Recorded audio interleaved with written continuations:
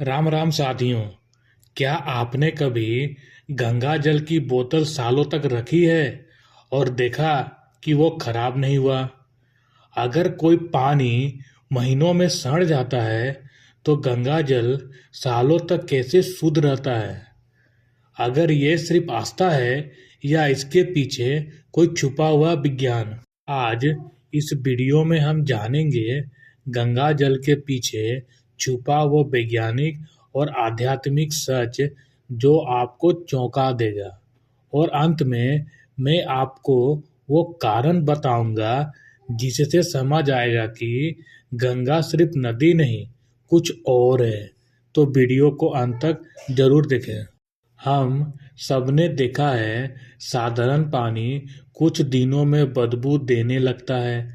घर में रखा पानी अगर फ्रिज में ना हो तो खराब हो जाता है।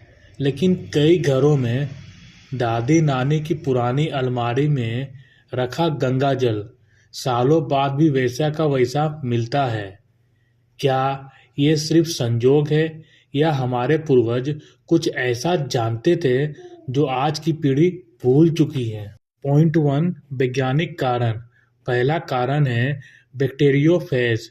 1900 के दशक में वैज्ञानिकों ने पाया कि गंगा जल में ऐसे सूक्ष्म जीव मौजूद हैं जो हानिकारक बैक्टीरिया को खत्म कर देते हैं।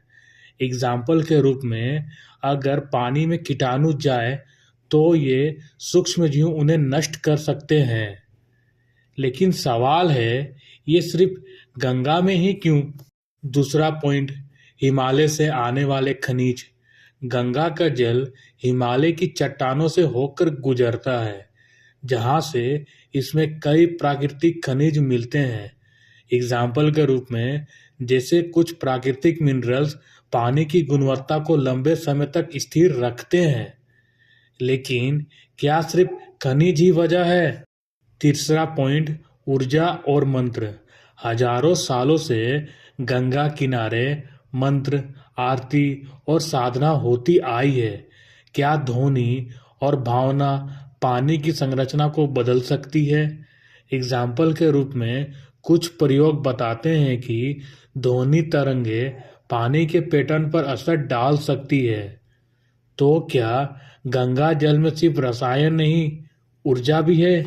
पुराणों में वर्णन है कि गंगा स्वर्ग से धरती पर उतरी।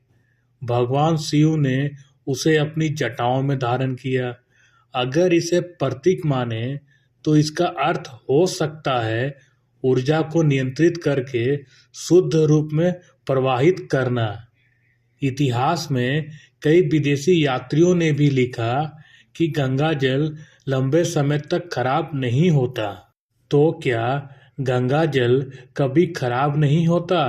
सच ये है, गंगा जल में प्राकृतिक एंटीबैक्टीरियल गुण पाए गए हैं। लेकिन आज प्रदूषण और मानवीय हस्तक्षेप ने उसकी शुद्धता को चुनौती दी है। मतलब, गंगा में क्षमता है, लेकिन हम उसे कितना सुरक्षित रखते हैं ये भी उतना ही जरूरी है। गंगा सिर्फ पानी नहीं, वो प्रकृति, विज्ञान और आस्था का संगम है।